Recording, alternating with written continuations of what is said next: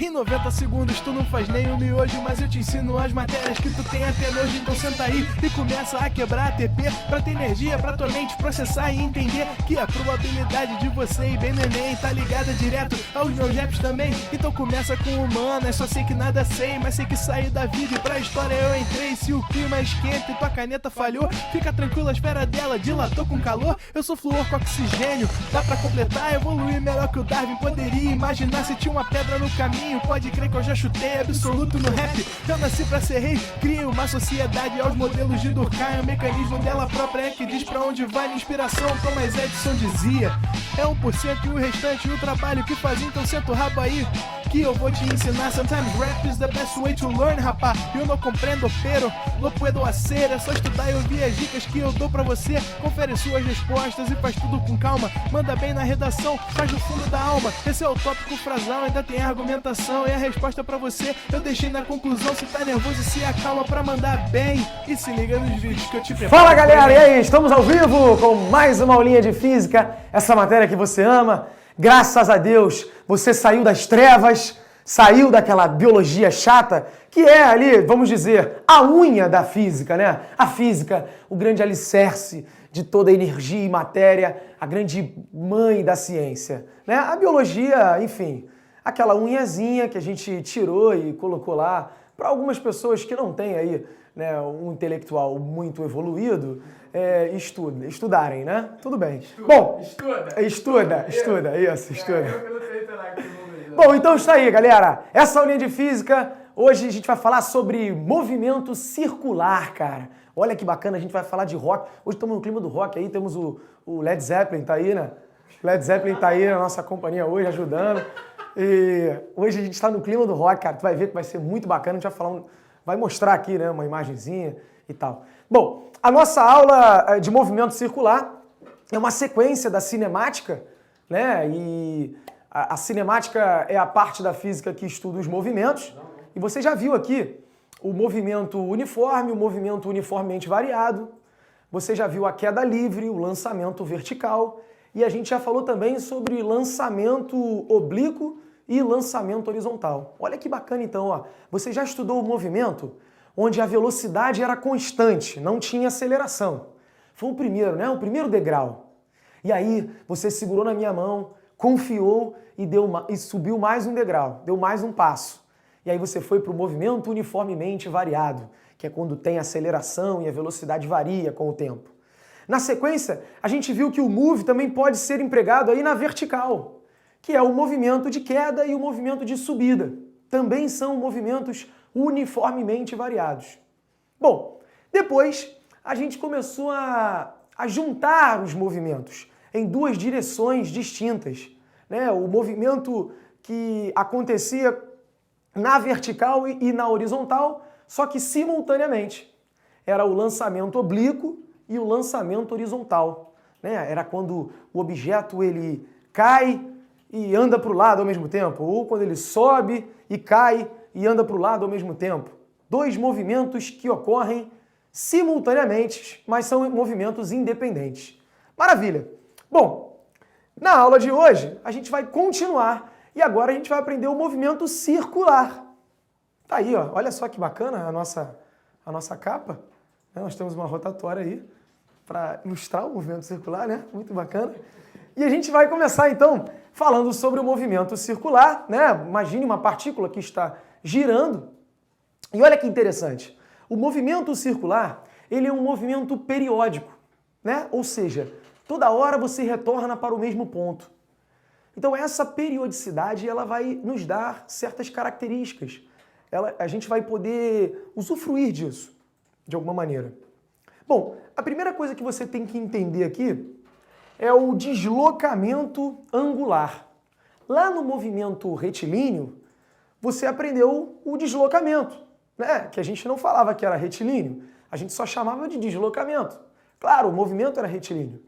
Agora, como a gente vai girar, a gente vai ter também o deslocamento angular. Então, esse angular chegou para diferenciar o deslocamento que você aprendia, que era retilíneo, do deslocamento angular.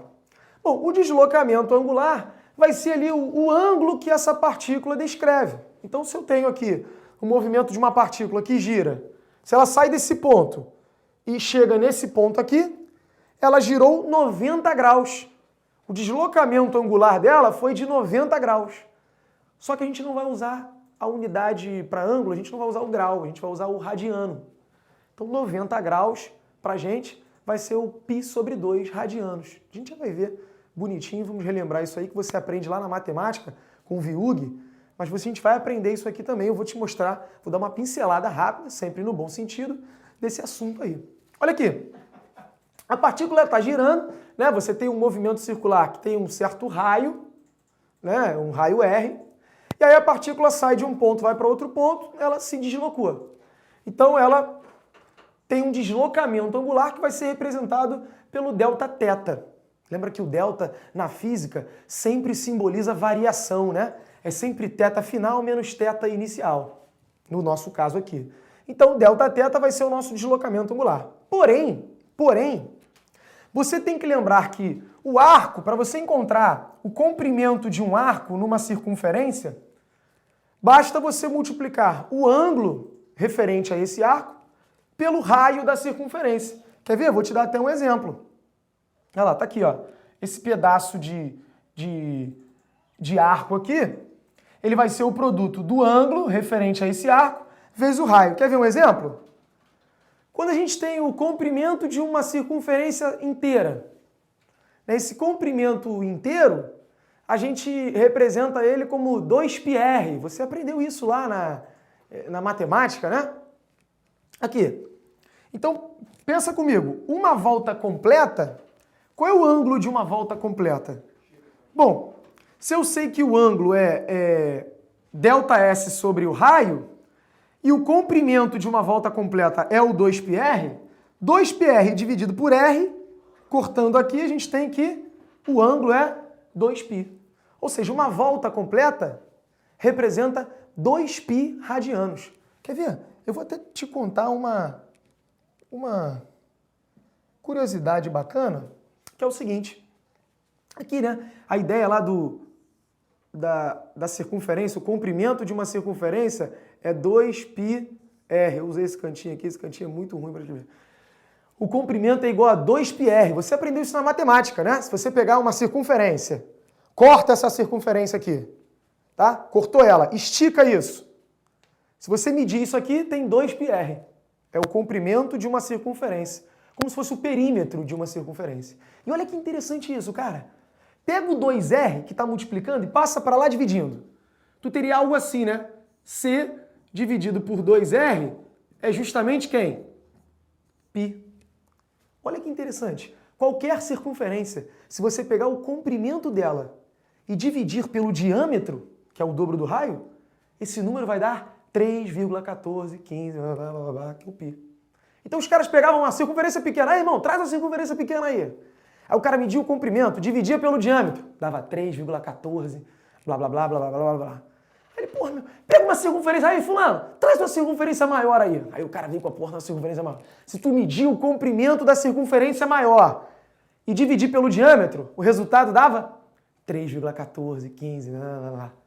Aí nego, porra, não é possível. Meu irmão, pega uma outra circunferência aí, traz qualquer circunferência. Se você medir o comprimento e dividir pelo diâmetro, dava 3,1415, blá, blá, blá, blá, blá.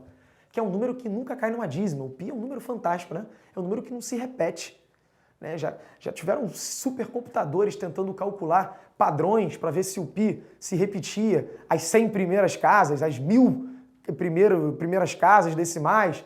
Enfim, os caras fizeram diversas combinações para ver se caía numa dízima e não encontraram uma dízima. O π é realmente um número fantástico, que é justamente a razão entre o comprimento de uma circunferência pelo seu diâmetro. Bacana isso, né? Bom, tudo bem. Então, a gente sabe aqui, deixa eu esconder a lousa para a gente ver isso aqui, a gente sabe que uma volta, que são os 360 graus, correspondem a 2π radiano. Então a gente não vai usar mais o ângulo em graus, 360 graus. A gente vai usar o ângulo em radianos.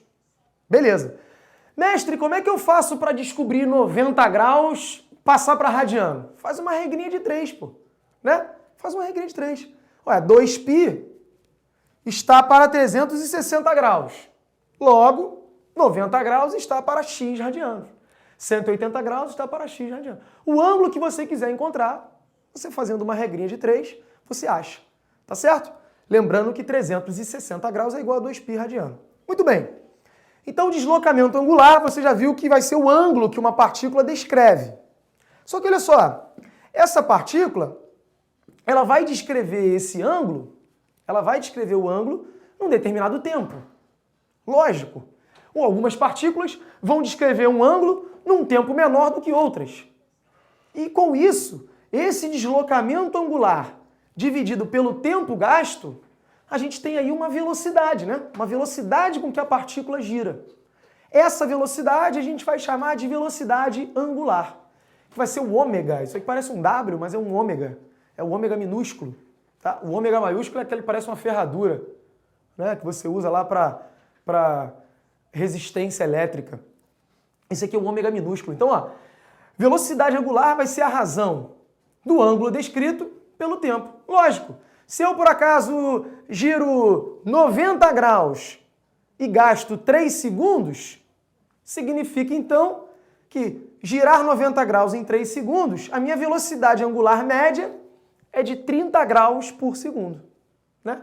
Lembrando que você não vai usar a unidade do ângulo em graus, você vai usar em radianos. Né? Então, π sobre 2 em 3 segundos daria π sobre 6 radianos por segundo, que é a mesma coisa que 30 graus por segundo.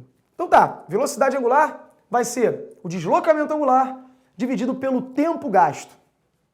Tá, aí, isso aqui até agora tá tudo muito fácil, né? Muito tranquilo, muito parecido com o movimento retilíneo. Lá eu tinha deslocamento, aqui eu tenho deslocamento angular. Lá eu tinha velocidade, aqui eu tenho velocidade angular. Né? Beleza. Agora a gente vai observar, a gente vai aprender duas novas grandezas que a gente não tinha, a gente não usava, a gente não comentava lá no movimento retilíneo. Aqui no movimento circular, a gente vai ter o período e a frequência. Então vamos entender o que é isso, cara. Período e frequência. Período é o tempo necessário para você dar uma volta completa. Lembra que eu disse que o movimento circular é um movimento periódico? Então, o tempo que você gasta para completar uma volta, a gente vai chamar de período. E o período é um tempo, né? A unidade do período vai ser o segundo. Agora, a frequência é justamente o inverso do período. A frequência vai ser o número de voltas que você realiza por intervalo de tempo.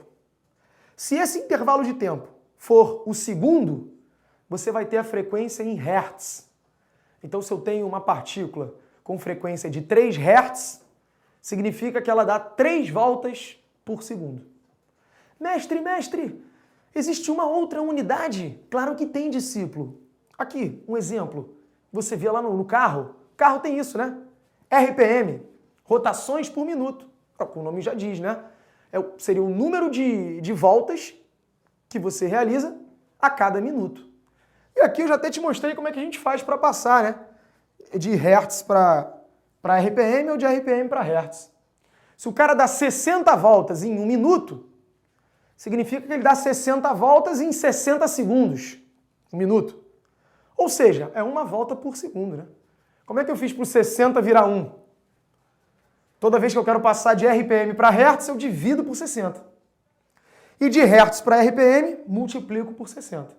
Maravilha. Frequência, número de voltas por unidade de tempo. Por exemplo, por segundo é o Hertz. A gente vai usar aqui, olha lá, por segundo é o Hertz. A gente vai usar o Hertz como unidade padrão da frequência, tá? É a unidade do SI. E o período é o tempo de uma volta. Tá vendo que um é o inverso do outro? Vou te dar um exemplo aqui. Vamos chutar um exemplo qualquer aqui. Vamos lá. Capturar. Aqui. O cara deu 3 voltas. 3 voltas. Tá aqui. Ó. E ele gastou, sei lá. Vamos pensar um número múltiplo, né? 12. 12 segundos. Se ele deu 3 voltas e gastou 12 segundos, olha aqui, como é que eu acharia o período? Se você não olhar para a fórmula, raciocina. Porra, 3 voltas em 12 segundos significa que ele deu cada volta em 4 segundos. 4 segundos, 4 segundos, 4 segundos. O período é 4 segundos. É o tempo necessário para ele dar uma volta. Certo? Como é que eu faria isso? Como é que eu acharia o período? Tá aqui, ó. O tempo gasto dividido por quem? Pelo número de voltas realizadas. Se ele gastou 12 segundos em 3 voltas, período 4 segundos. E a frequência? Vamos pensar, não olha para a fórmula não. Bom, se o cara deu uma volta em 4 segundos, 4 segundos ele deu uma volta, significa que em 1 segundo ele realizou 1/4 de volta. 1/4 de volta, 1/4 de volta, 1/4 de volta, 1/4 de volta. Né? E aí ele realizaria uma volta completa em 4 segundos. Então ele realiza 1/4 de volta por segundo. Isso é a frequência. Né? Aqui, não deu 4? Frequência é justamente o inverso, olha aqui. Divide o número de voltas pelo tempo. 3 voltas, aqui. 3 voltas em 12 segundos, isso dá 1/4. 1/4 é a mesma coisa que 0,25 Hz. Tá certo? Então a frequência é o inverso do período. Tanto é que a gente pode relacionar esses caras aqui, ó. Eu poderia encontrar a frequência fazendo 1 sobre o período, que eu já tinha visto que era 4. Dá 1/4 direto. Então o período é o inverso da frequência, ou frequência é o inverso do período. Cara, essas duas grandezas, elas são fundamentais para o movimento circular. Frequência e período tem que estar aí na sua cabeça, tá certo? Você tem que aprender isso daí. Maravilha. A gente já viu então o período e a frequência. Período, a unidade padrão é o segundo, e frequência, a unidade padrão é o Hertz.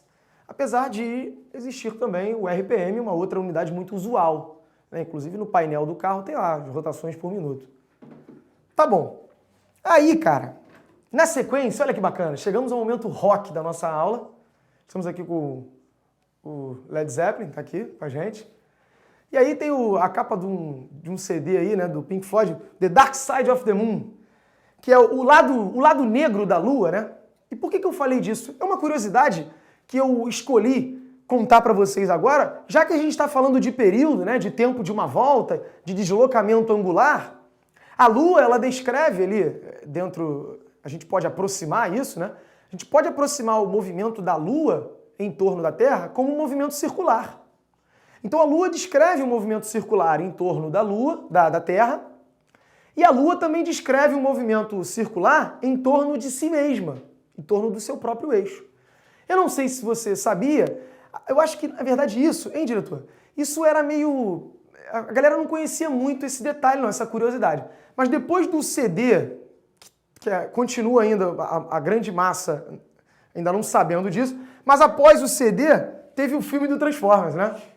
O lado negro da Lua também. Aí essa curiosidade passou a se tornar mais pública. A curiosidade que eu estou me referindo é... A gente está sempre... Apenas uma das faces da Lua está voltada para a Terra. Sabia disso? Cara, e a Lua está girando em torno de si mesma e em torno da Terra. Mas somente uma das faces fica voltada para a Terra. Nunca a outra face da Lua ficou voltada para a Terra. Cara, e tu pensa, por que isso acontece, mestre? Se ela está girando em torno de si mesma, pô, não tem um momento em que as costas dela ficam voltadas para a Terra? Que doideira isso, cara. Eu vou te explicar, sabe por que isso acontece? Porque o período de rotação da Lua em torno de si mesma é exatamente o mesmo período de translação da Lua em torno da Terra. Então, pensa comigo, imagine aqui a Terra. Eu sou a Lua. Eu vou girar em torno da Terra 90 graus, vamos supor. Aqui, ó, 90 graus, ó, girei. Tá dando pra me ver, diretor? Tá. Girei 90 graus em torno da Terra. Vou te ajudar. Beleza. Então, ó, aqui, ó. A Lua tá aqui. Não, a Terra tá aqui. Eu sou a Lua. Eu girei em torno da Terra. 90 graus. Só que ao mesmo tempo que eu girei em torno da Terra, eu também girei em torno de mim mesmo, 90 graus. É claro que isso acontece simultaneamente, né? Porra, a Lua não vai fazer isso aqui e depois ela vai fazer isso aqui. Né? Ela vai fazendo isso ao mesmo tempo. Então, ao mesmo tempo que ela vai girando em torno da Terra, ela vai girando em torno de si mesma. E isso em todo o movimento. Portanto, ela está sempre com uma das faces voltada para a Terra. Porque o período... O que é um período? É o tempo de uma volta. o período de rotação da Lua é igual ao período de translação da mesma, que é de 28 dias, né? 4 semanas. As fases da Lua e tal. Bacana então, né? Foi aí o momento Transformers e o momento rock da nossa aula, pra gente ilustrar uma curiosidade bacana que tem a ver com a ideia do período, né? As pessoas propagam essas ideias, né? E poucas pessoas conseguem explicar isso. Então, já pode explicar isso, olha que bacana. Chega pro teu pai agora. Não, agora não. Deixa acabar a aula, né? Acabando a aula, tu chega pro teu pai e fala, papai, você sabia que apenas uma das faces da Lua está voltada? Provavelmente ele vai falar, eu já sabia. Mas por quê? É difícil o cara responder, hein? O período de rotação é igual ao período de translação. Explica pra ele, faz ele sendo a Terra e tua Lua. Tá certo? Galera, a gente vai dar uma pausa agora rápida, né, diretor? Beber uma aguinha rapidinho. Daqui a pouco a gente tá de volta, não sai daí, tá? Vai lá, valeu!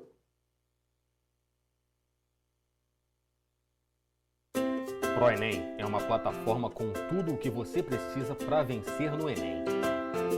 A vitória em concursos é a soma de conteúdo, treinamento, apoio e motivação. E tudo isso você encontra aqui. São mais de 250 horas em videoaula com os melhores professores, além de 2 aulas ao vivo diariamente com muita interação. 4 simulados ao ano e uma redação, comentada e corrigida todo mês. Além, é claro, de um caderno de exercícios no modelo Enem com gabaritos comentados. Monitorias semanais e vídeos com exercícios resolvidos por competências e habilidades da matriz de referência do Enem. Além de um blog com notícias e atualidades. Preparamos também eventos especiais nas vésperas das principais provas, entrevistas com alunos que venceram o Enem e palestras com especialistas sobre técnicas e táticas para você se dar super bem no Enem. ProEnem, a preparação que vai além. Matricule-se em nosso site. Fala aí, rapaziada, tudo bem? Eu sou o professor Gil. E eu sou o professor Viug. E a gente está aqui para ensinar toda a matemática necessária para você passar pro Enem. Porque você já estudou física, química, biologia, mas todas essas perfumarias não servem para nada. O importante mesmo é a matemática. A essência de tudo é a matemática. Você vai aprender análise combinatória, vai aprender trigonometria, geometria espacial, PA, PG, sistemas lineares. Tudo isso com o Viug. Não, tudo isso com o Gil. Não, tudo isso com a gente. A gente vai preparar você pro Enem. Enem. Beleza? E lembra sempre, mais vale uma boa ideia do que 40 fórmulas. E filósofo. Olá, candidato. Meu nome é Rômulo Bolivar, sou professor de língua portuguesa, gramática e produção textual e hoje estou aqui para ter uma conversa séria com você. O meu objetivo é levar você a fazer uma prova de maneira competente, de maneira segura e com tempo. Agora, e o seu objetivo? Qual é? Talvez o nosso objetivo, a maneira de trabalhar, não seja tão séria assim, mas o importante é o que você quer fazer, porque juntos nós podemos qualquer coisa. Vem comigo! Quer saber a diferença entre mágica e física de verdade? Vem pro ProEnem.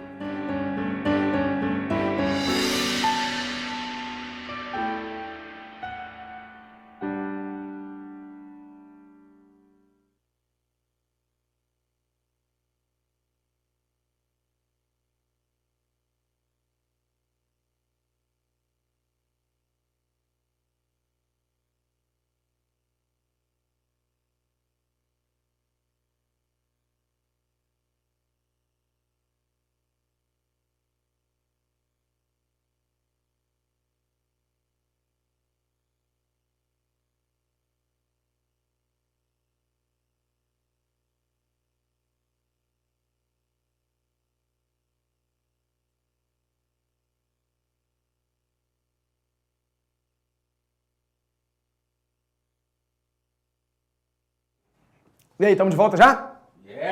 Bom, estamos de volta, bebi aquela aguinha, né? Deu uma refrescada. E agora a gente vai continuar com o nosso assunto de movimento circular. E a gente vai achar uma relação entre as velocidades. Que velocidades? Quais velocidades? A velocidade angular e a velocidade linear, que você conhecia como velocidade simplesmente, no movimento retilíneo, né? V era velocidade. Agora que surgiu uma nova velocidade, você vai ter que acrescentar esse adjetivo aí, né? Velocidade linear e velocidade angular, para a gente poder diferenciar. Bom, lembra que a velocidade média, velocidade linear média, era ΔS sobre ΔT, né? Só que o ΔS, a gente viu isso lá da matemática, né? O comprimento de um arco pode ser dado pelo ângulo referente a esse arco vezes o raio. Então, no lugar do ΔS, eu posso colocar Δθ vezes R sobre ΔT. E quem é Δθ sobre ΔT? Variação, deslocamento angular sobre variação do tempo é o ômega, é a velocidade angular. Ou seja, a velocidade linear é igual à velocidade angular vezes o raio. Tá certo? Então você tem aqui os radianos por segundo. Se você multiplicar isso pelo raio, você tem exatamente a velocidade linear. Olha, a gente consegue chegar até a gente consegue tirar algumas conclusões dessa equação. Olha aqui. Quanto maior o raio, maior a velocidade tangencial. Quanto maior o raio, maior a velocidade tangencial, né? Então, se aqui tem um centro, né, e tem uma partícula girando em torno desse centro aqui, nessa distância, ela tem uma velocidade. Uma partícula que estiver girando mais afastado, junto com essa daqui, ela vai ter que ter uma velocidade linear maior, né? Tendo a mesma velocidade angular. Quer ver? Vamos desenhar isso. Olha aqui. Imagina aqui o centro O. Imagina a partícula A e a partícula B. Ou seja, isso aqui é um disco. Nossa, ficou muito legal. O meu centro, tu vê que está certinho no centro. Mas tá, isso aqui é um disco e eu pintei 2 pontos, A e B, nesse disco, com tinta. Tá? Bom, se a gente analisar esse disco girando até aqui, por exemplo, ó, tá aqui. Ele girou até aqui, aqui está o ponto A, aqui está o ponto B.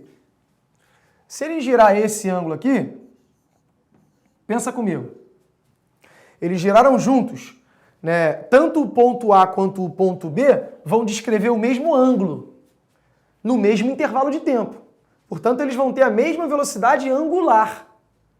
Só que, para que esse ponto atinja esse lugar, ele teve que percorrer essa distância aqui, ó. Para esse ponto B se deslocar até lá, ele teve que percorrer essa outra distância. Então, perceba que a distância, né, a corda, o arco percorrido por B é muito maior do que o arco percorrido por A. E isso tem que acontecer no mesmo intervalo de tempo. Portanto, o B tem que ter uma velocidade linear maior. Apesar dos dois possuírem mesma velocidade angular, B vai ter que ter uma velocidade linear maior, porque o ΔS dele é maior do que o ΔS do A. Certo? Bacana.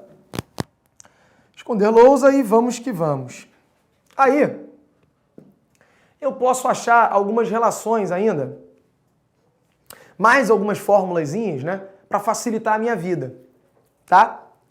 Bom, a gente sabe que a velocidade tangencial é essa daqui, a velocidade média, e a velocidade angular média é Δθ sobre ΔT, o deslocamento angular.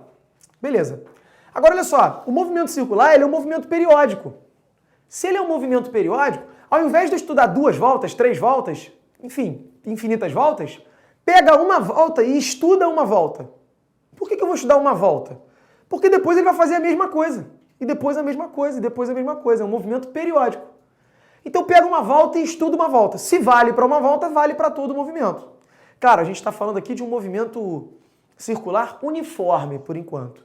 É um movimento onde a velocidade é a mesma. O troço está girando sempre com a mesma frequência, sempre com a mesma velocidade angular.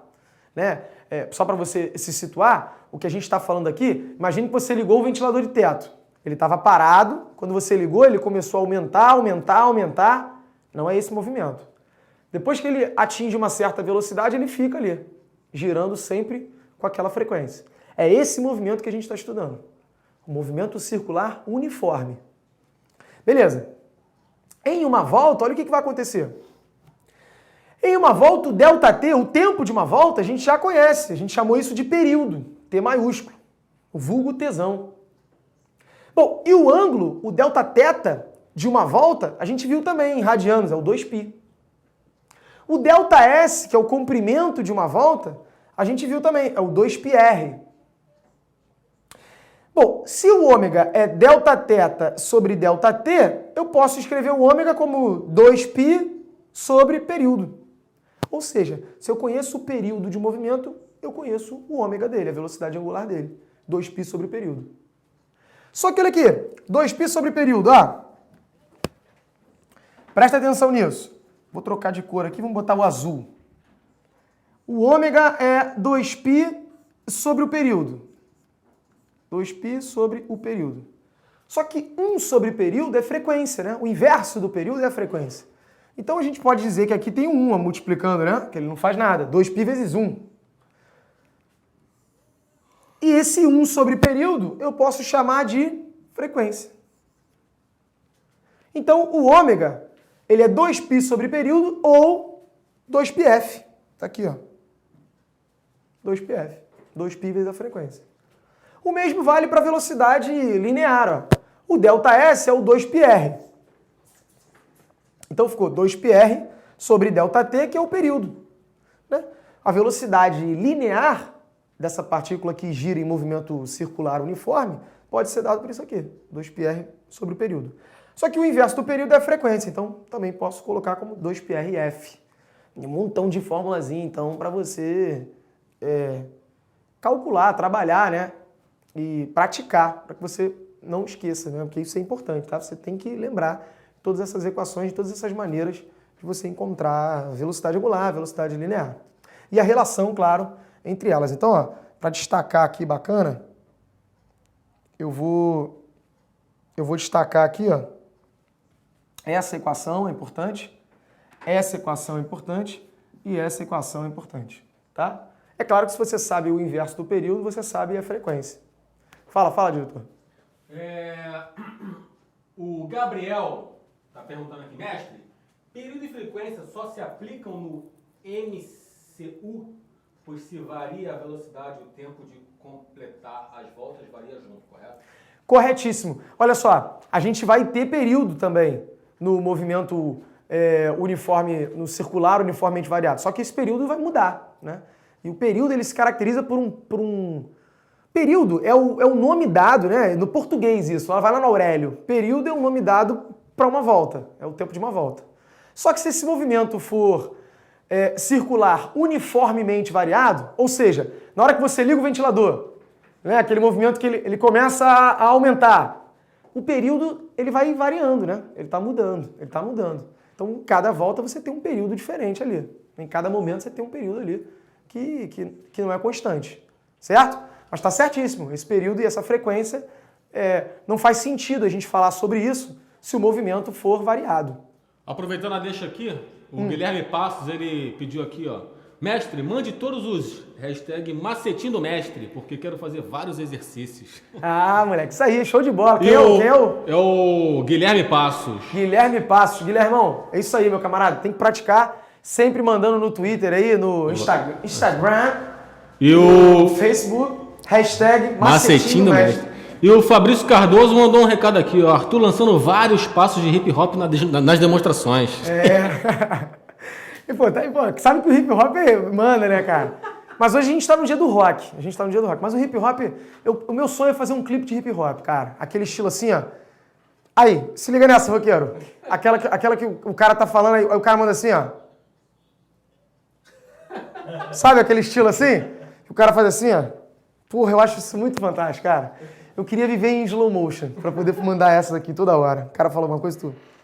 Tá certo? É do hip hop. Isso aí é a minha essência que veio do hip hop. O diretor gosta, né, diretor? Eu gosto. O diretor curte. Muito bem.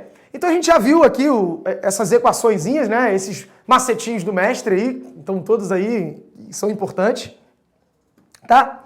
E na sequência, cara, a gente vai falar sobre a aceleração. Olha só, agora a gente vai falar sobre um assunto que é importante, né? E a gente vai fugir um pouco do movimento circular uniforme. Porque eu quero mostrar para vocês, eu quero desmembrar o porquê de uma partícula realizar um movimento circular. Porque olha só, pensa comigo, hein? Você vai aprender isso mais para frente, tá? Mas a primeira lei de Newton, a lei da inércia, diz que se a força resultante sobre um corpo é nula, esse corpo, quem estiver parado, continua parado, e quem estiver em movimento retilíneo uniforme, continua em movimento retilíneo uniforme. Certo? Então, tá lá. Você pode pensar algo que se pareça com isso aqui no nosso mundo, né? Onde a gente tem o atrito do ar o tempo todo. Pensa lá naquele disco do Hóquei no Gelo. Não é do rock não, né? É do hóquei no gelo. Aquele disquinho, né? Você dá uma pancada naquele disquinho, pô, e ele tá numa pista de gelo onde o atrito é praticamente zero. Você dá uma pancada e aquele disquinho ele vai embora. E ele não vai parar nunca, até ele bater na parede. Que significa o quê? Se um corpo está com velocidade constante em movimento retilíneo, e se ninguém fizer força nele, ele vai continuar em movimento retilíneo, com velocidade constante. Agora vem cá, o que eu tenho que fazer para uma partícula girar, para uma partícula realizar uma curva? Eu não posso ter força zero, eu tenho que ter uma força atuando nele. E se eu tenho força atuando, eu tenho uma aceleração. Porra, aí tu pensa, peraí, mas se tem aceleração, como é que o movimento pode ser circular uniforme? Ih, embolou tudo. O movimento circular uniforme é aquele em que a velocidade é constante. Mas para ele girar, tem que ter aceleração. Ué, mas se tem aceleração, como é que a velocidade é constante? Que doideira, mestre. Pois é, vetor aceleração. A aceleração, cara, que você conhecia, a gente vai dividir ela em duas acelerações, em duas componentes. A gente vai ter a componente tangencial e a componente centrípeta, que mais pra frente a gente vai voltar a falar dessa aceleração, a gente vai ver os causadores dessa aceleração, tá? Que é lá na dinâmica. Aqui na cinemática a gente não estuda os causadores do movimento, a gente vai estudar como o movimento acontece. Então olha aqui, a aceleração tangencial é aquela que vai mudar o módulo da velocidade linear. Então, se a sua velocidade era de 5 metros por segundo, se você tem uma aceleração tangencial, essa velocidade de 5 metros por segundo vai variar. Se tiver no mesmo sentido, vai aumentar. Se tiver no sentido oposto, vai diminuir. Mas quem altera o valor da velocidade é a aceleração tangencial, que é tangente ao movimento. Agora, existe uma aceleração que aponta para o centro da trajetória. Essa aceleração que aponta para o centro da trajetória, a gente chama de centrípeta, que vem justamente disso, né? O nome já é bem sugestivo. Centrípeta aponta para o centro. Essa aceleração centrípeta, ela é responsável por variar a direção da velocidade. Caramba, que legal, olha como é que as coisas se encaixam. Então, se você não tiver aceleração tangencial, mas tem aceleração centrípeta, o módulo da velocidade não varia. O valor dela não vai variar, porque quem altera o valor? A tangencial. Se você não tiver tangencial, a velocidade linear vai ser sempre a mesma. Mas você tem a centrípeta. A centrípeta, ela altera a direção. Então é isso que permite, por exemplo, olha aqui. Olha aqui. O movimento está aqui. A bolinha está aqui, a bolinha está aqui, a bolinha está aqui. Vamos desenhar aqui a velocidade tangencial dela, ó. Aqui a velocidade aponta nessa direção, aqui a velocidade aponta nessa, aqui a velocidade aponta nessa. Se ela não tiver aceleração tangencial, esse tamanho continua sempre o mesmo. Então se aqui era 2 metros por segundo, aqui continua sendo 2 metros por segundo e aqui continua sendo 2 metros por segundo. Eu não tenho aceleração tangencial responsável por alterar o módulo. Mas olha a direção dessa velocidade. A direção estava assim, agora a direção está assim, agora a direção está assim. Eu estou alterando a direção dessa velocidade. Se eu estou alterando essa direção é porque eu tenho uma aceleração centrípeta. A aceleração centrípeta é uma aceleração que sempre aponta para o centro da trajetória. Claro que uma aceleração é produzida por uma força. A gente vai estudar isso mais na frente, quando a gente vai falando de dinâmica. Tá? Essa aceleração centrípeta, dá pra gente calcular ela. Olha que interessante. A aceleração centrípeta vai ser a razão entre a velocidade linear ao quadrado, a velocidade tangencial. Só para você anotar isso aí, anota isso em algum lugar aí, um OBS. Velocidade linear também pode ser chamada de velocidade tangencial, mesma coisa, tá? É o V. Então a velocidade linear ao quadrado sobre o raio dessa trajetória é a nossa aceleração centrípeta. E claro, se eu tenho esse vetor e tenho esse vetor, você já viu aqui comigo, que dois vetores perpendiculares entre si, a soma desses vetores vai ser a diagonal do paralelogramo, que você calcula através de um Pitágoras, né? Cateto ao quadrado mais cateto ao quadrado é igual a hipotenusa ao quadrado. Então a aceleração final, né, a aceleração resultante, o vetor aceleração ao quadrado, é igual à aceleração centrípeta ao quadrado mais a aceleração tangencial ao quadrado. Esse quadrado do vetor passa para lá como raiz. Então, o vetor aceleração vai ser isso aí, a raiz quadrada das componentes. A componente centrípeta e a componente tangencial ao quadrado. E olha que interessante, eu vou resumir tudo isso aqui, ó, nessa relação aqui. Bom, daqui a pouco eu volto para a aceleração angular. Aqui, ó. Quer ver? Olha que bacana. Se o cara não tem aceleração centrípeta, o movimento é retilíneo. Porque a aceleração centrípeta é quem vai fazer você mudar a direção. É quem altera a direção da velocidade. Lembra, a aceleração sempre altera a velocidade. Só que a centrípeta altera a direção. E a tangencial altera o valor, o módulo. Então, se você não tem aceleração centrípeta, nem aceleração tangencial, o seu movimento é retilíneo, porque não tem centrípeta, não muda a direção, e uniforme, porque não tem tangencial, então não muda o valor da velocidade. Agora, depois, na sequência, você continua não tendo centrípeta. Então a direção não vai mudar. Continua sendo um movimento retilíneo. Só que agora você tem aceleração tangencial. Se você tiver nessa situação, então você vai estar falando de um movimento retilíneo variado, né? Vai ser uniformemente variado se esse cara for constante. Mas vamos admitir isso. Movimento retilíneo uniformemente variado quando a tangencial for diferente de zero e constante. Então, claro, ela é diferente de zero, ela vai alterar o módulo, vai ser variado. Mas não tem centrípeta, não vai alterar a direção, vai ser retilíneo. Movimento circular uniforme, olha lá, olha como é que as coisas se encaixam. Movimento circular uniforme, agora não é mais retilíneo, agora é circular. O que mudou? Ele é uniforme, ou seja, ele continua não tendo aceleração tangencial, que não altera, então não altera o valor da velocidade. Mas ele tem uma aceleração centrípeta.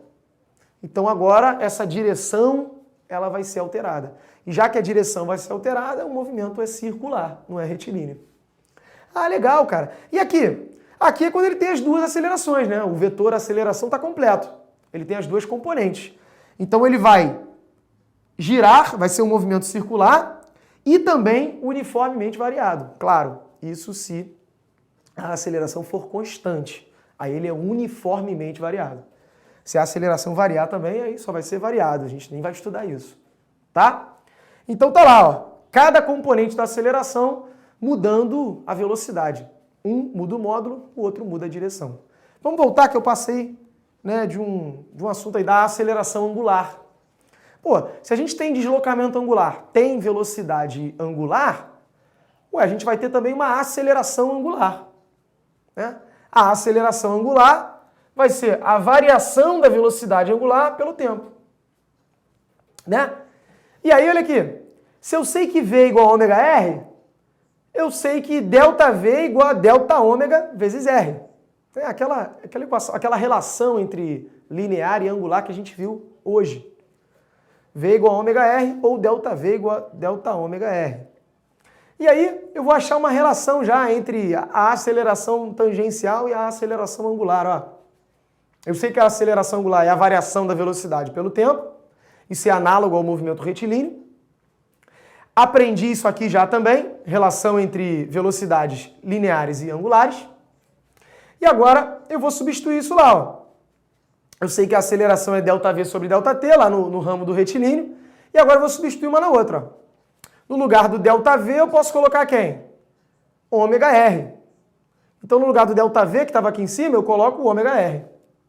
Bom, só que delta ômega sobre ΔT é justamente a aceleração angular. E aí eu chego numa relação da aceleração linear sendo igual à aceleração angular vezes o raio. Bom, cara, a gente chegou numa conclusão bacana. Olha o macetinho do mestre aí pintando. Aqui. O deslocamento linear é o deslocamento angular vezes o raio. Depois tu viu que a velocidade linear é a velocidade angular vezes o raio. Por último, você vê que a aceleração linear é a aceleração angular vezes o raio. Tá aí. Certo? A gente tem que todas as relações, todas as grandezas lineares se relacionam com as grandezas angulares multiplicando pelo raio. Tá certo? Macetinho do mestre aí, ó. Se você pegar o angular e multiplicar pelo raio, você tem a linear. Angular vezes raio igual a linear. Angular vezes raio igual a linear. Show de bola? Beleza. Bom, visto todo esse movimento aí, a gente agora vai falar sobre os movimentos acoplados. Olha que legal. A gente tem quanto tempo aí, diretor?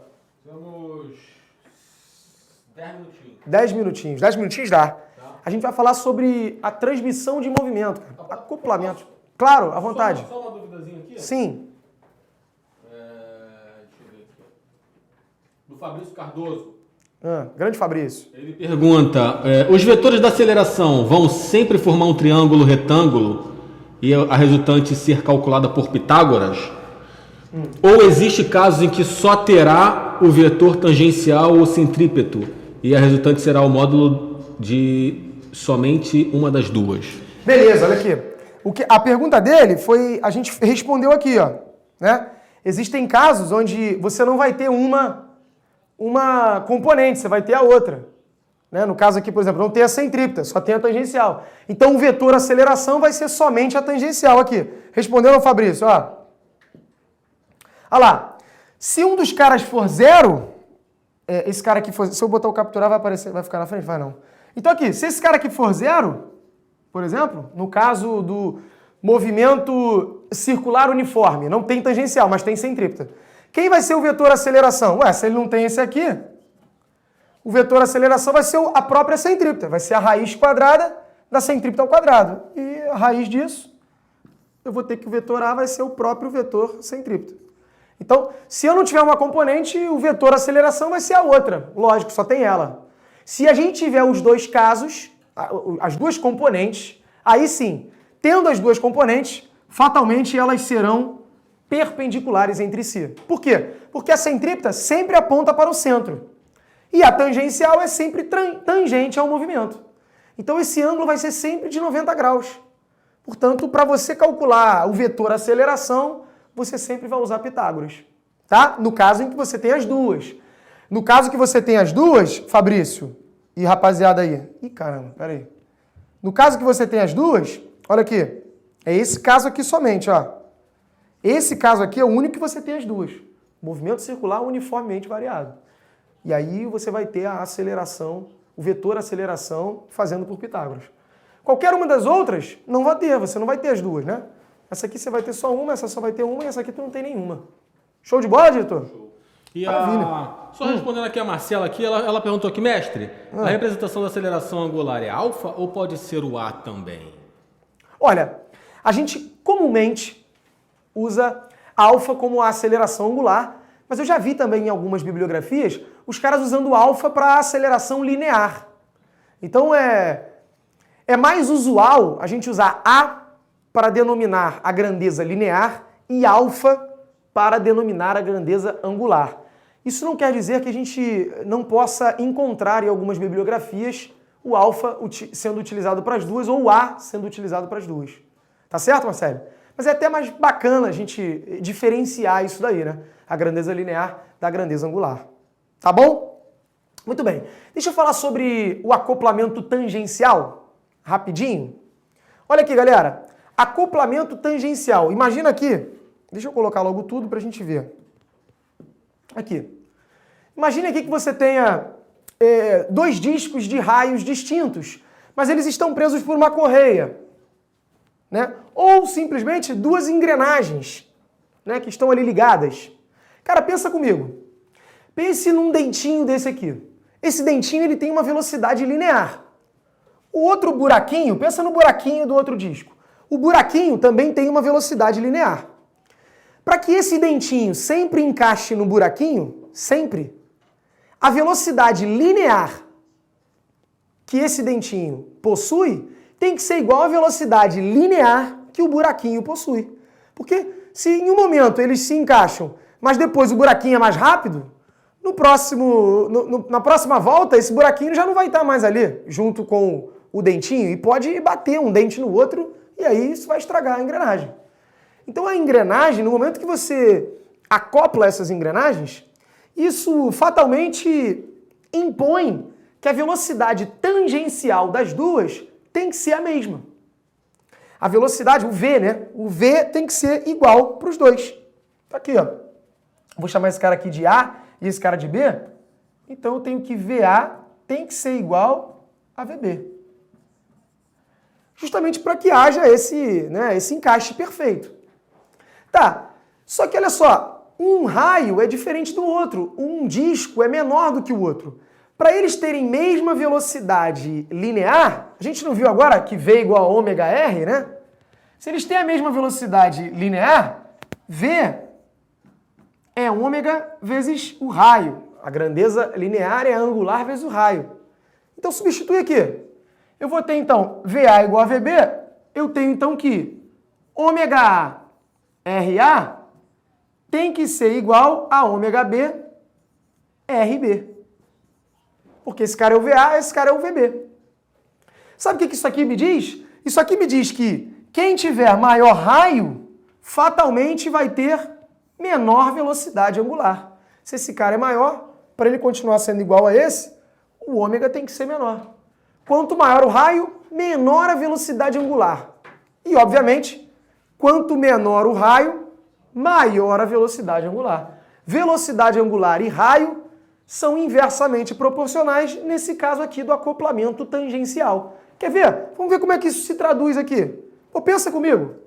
Se esse cara aqui der uma volta completa, o pequenininho, para acompanhar esse ritmo, vai ter que dar 2, 3 voltas, dependendo da relação entre eles.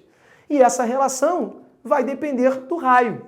Se essa daqui tem o dobro do raio daquela, a cada uma volta da grande, a pequena dá 2. Se essa aqui tiver o triplo do raio da pequena, a cada uma volta dela, a pequena tem que dar 3 voltas.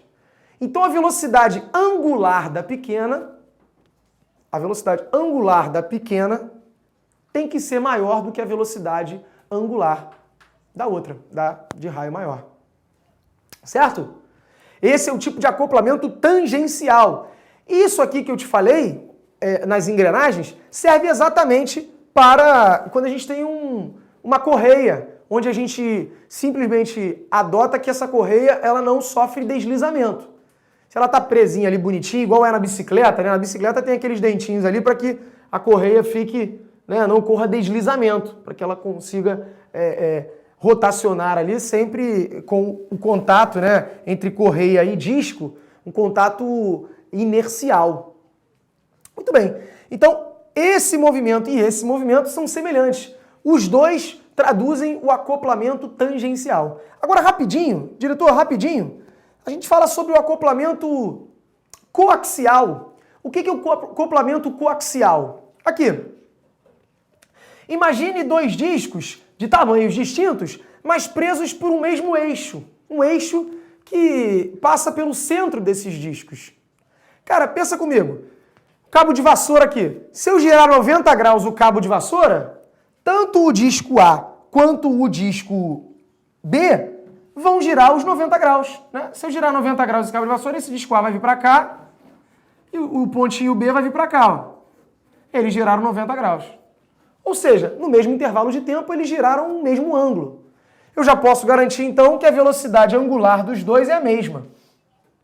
Tá, mas se a velocidade angular dos dois é a mesma, pensa comigo. Esse ponto teve que vir para cá ao mesmo tempo que esse ponto veio para cá. Pega esse arco aqui, esse comprimento, esse ΔS que o A percorreu. Eu vou esticar ele, ó. Pega esse ΔS e estica aqui. Aqui. Mais ou menos desse tamanho, esse ΔS. Estiquei. Agora pega o ΔS do B e estica. Eu vou trocar de cor aqui em homenagem ao nosso professor Adilson. Aqui. Aumenta pega esse arco e estica. Tá vendo que esse arco é maior do que esse? Esse ΔS aqui é maior do que esse ΔS? Só que se eles giraram juntos, o B teve que se deslocar um ΔS maior do que o A. Então, eles têm a mesma velocidade angular, porém, a velocidade linear de B é maior do que a de A. Lógico, quanto mais afastado você estiver do centro, maior a sua velocidade linear. A professora Dilson entrou agora e está aqui, ó, eu fiz um arco aqui em sua homenagem à cor que eu utilizei. Eu não tenho preconceito funcional, eu sou uma pessoa bem aceita com a minha sexualidade. Ah, então, beleza, legal. Valeu, Adilson, um abraço, boa noite. Tchau, hein? Aqui, pra gente finalizar, só pra gente comentar aqui sobre a frequência, ó, já que eles têm mesma velocidade angular, obviamente eles vão ter mesma frequência. Ou seja, quando eu der uma volta no pequeno, o grande, como está preso no pequeno, vai dar uma volta também. Então os hertz vão ser iguais, né? O mesmo número de voltas é realizado pelos dois. Tá certo? Então, ó, com isso a gente fechou o movimento circular. A gente falou sobre a relação entre as grandezas lineares e angulares. A gente falou sobre o vetor aceleração. A gente viu que tem que ter uma aceleração centrípeta para a partícula girar, né? Porque altera a direção. A gente falou sobre os acoplamentos, né? Quando você tem dois discos com acoplamento tangencial e dois discos com acoplamento coaxial. Agora, meu amigo, agora, pequeno gafanhoto, embarque nessa aventura de emoção e magia e faça os exercícios, tá certo? Tem que praticar para que você possa atingir a perfeição. Valeu, galera? Obrigado pela sua companhia, um beijo grande a todos e até o próximo episódio.